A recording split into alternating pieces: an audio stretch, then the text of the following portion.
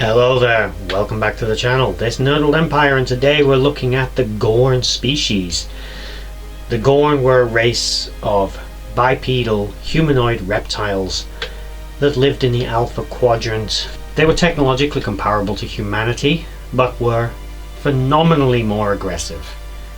Their exact date of first contact is unknown, but the Gorn have never had good relations with humans or the Federation. Sometimes cordial, perhaps, almost diplomatic, but never good. The Gorn see many other races as little more than prey. Not like the Herodians see it, but not far off. The Gorn were an aggressive and militaristic society.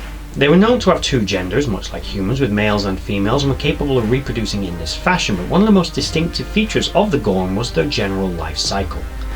Gorn were capable to some degree of asexual reproduction. This was done by infecting a host body with parasitical eggs. This was done in a variety of different means, but one of the most common was via a venom the Gorn were able to project. Although it isn't known if this was something adult Gorn were capable of doing, it was certainly something the younger juvenile Gorn were capable of doing. They would often capture humanoids as, I don't know, sport, I guess. It was more entertaining to do this from a humanoid. It's unknown if there was any biological advantage to doing it from a humanoid.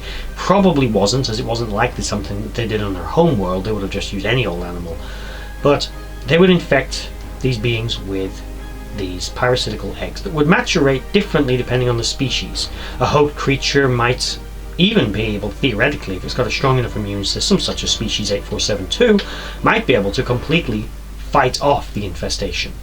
Other races, such as Orions, take many months for them to gestate. Humans, it takes several days. Other species, somewhere in between. Once the larval Gorn were capable of emerging and acting on their own, they would erupt out of the back of the host and would be instantly aggressive. They were instinctually intelligent, if not perhaps sentient, passing on any genetic memory or anything like that. I don't think they were truly sentient at this time, but they were instinctually clever. They were also capable of masking their biological signature and even shielding themselves from telepathic scan. This was an advanced form of evolutionary camouflage that the Gorn had. Upon birth, they were a sort of pale green or whitish coloration and would attack each other for dominance, either resulting in killing one another or perhaps dominating over the others in some cases. The juvenile Gorn basically wanted to be the alpha, and it was survival of the fittest. So if 10 Gorn emerge, most likely only one Gorn is going to survive. If 3 Gorn emerge, most likely only one Gorn is going to survive. They're going to fight each other for dominance and food, and unless they can either escape, beat the others, or there's enough supply of more meat around for them all to survive, the Gorn, if they keep running into each other, are just going to keep killing each other up until the point where their parents turn up and actually collect them, which sometimes is years apart, allowing them to grow up kind of feral before being educated. That is, of course, unless the Gorn do actually pass on some form of genetic memory to their offspring. The Gorn as a culture, however, we have to assume that their entire society was not predicated around the idea of collecting up hosts for their young. It's likely that they were an extremely militaristic and violent society. Some of their starships conformed to hull configurations which will be recognizable to the Federation, whereas others were much more asymmetrical. This may have been a function over form idea. The reason for the design of their ships being so asymmetrical and different to that of the Federation was because these were hunting vessels, probably sent out to recover prey for their young to gestate in. It should also be pointed out that their young grow very fast, and they start out quadrupedal, not bipedal like the adults, and are capable of firing out a venom that will blind and generally sting and irritate its prey, but if untreated will also infest that host with more larval Gorn. This is why I'm not sure if it's something the adults can do. When they mature into adulthood, they become bipedal. They are several times stronger than most other humanoids, and on average are about 2 meters tall. The young are very agile, whereas the adults are quite slow moving and have a lot more stamina. They basically rely on brute strength rather than speed and agility like their young. However, this is not entirely reminiscent of their cultural attitude. The Gorn are generally aggressive, but they are also clever in their approach to warfare. They're not recklessly violent, they're not aimlessly violent, and they know better than to truly take on the Federation, although they were willing to attack it. As we do know, in the mid-23rd century this is what they would do, because they believed the Federation had encroached on their space. This would lead to the legendary confrontation between the Gorn captain and the captain of the USS Enterprise, forced to basically fight it out between themselves, eventually finding some common ground. And I do actually have a bit of a theory on that Gorn. We know that the Gorn are much stronger than a human. The fact that Kirk was able to handle one hand to hand either means that that Gorn was injured or in some way subdued, was giving him a fighting chance, which seems unlikely, as we know the bite force of a Gorn could literally have ripped his throat out or bitten a chunk right out of his chest cavity. So that means that Gorn should have been able to tear him limb from limb. My only theory is the Gorn captain was old. That must have been a very elderly Gorn. In terms of it's noted that his skin was almost rubbery in appearance, rather than the sort of bright scales that we see on the younger Gorn.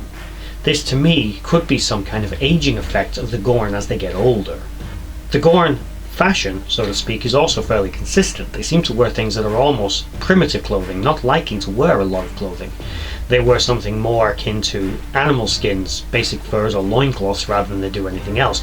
They do actually get married and are seen to have more elaborate clothing for these occasions, but generally speaking they don't seem to wear very much.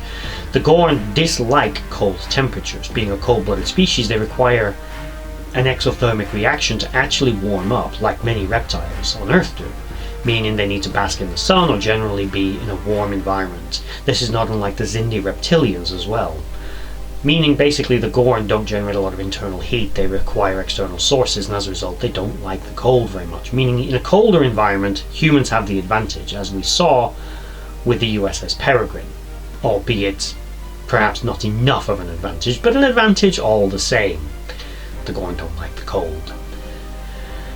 As I said, intellectually and technologically the Gorn are on a parity with the Federation, but are somewhat perhaps limited by their aggressive nature and the fact that other races bloody hate them because they use them as breeding material for their young on their various breeding planets. The Gorn respect strength, and a show of strength might be enough to sometimes keep them at bay. The Federation, possibly thanks to Captain Kirk's engagement with the Gorn captain, who was likely a seasoned warrior and soldier, that one single engagement was enough to keep the Gorn kind of at bay with the Federation going forward, although they would never truly be allies, and the Gorn didn't seem to take a side during the Dominion War, or at least they didn't side against the Federation. We have to assume that it still requires a bit of a military presence on the border to maintain that show of force, otherwise the Gorn will take advantage, perceiving no weakness. Any perceived weakness in Gorn culture is punishable pretty much by death.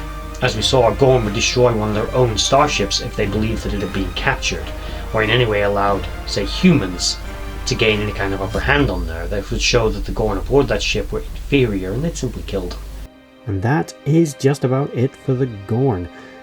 Aside from the appendix that, at least in their juvenile form, they seem to see in some kind of ultraviolet or infrared spectrums, in addition to perhaps normal eyesight, which isn't entirely clear. It's not sure exactly how the adults also view the world around them, as there is certain distinct biological differences between the juvenile Gorn and the adult Gorn. It's possible these unusual adaptations change over time to become more consistent with the eyesight of other advanced apex species, but it's not entirely clear at this time, as the Gorn have been seen to actually have different types of eyes. I just want to take this moment to thank you for watching that video.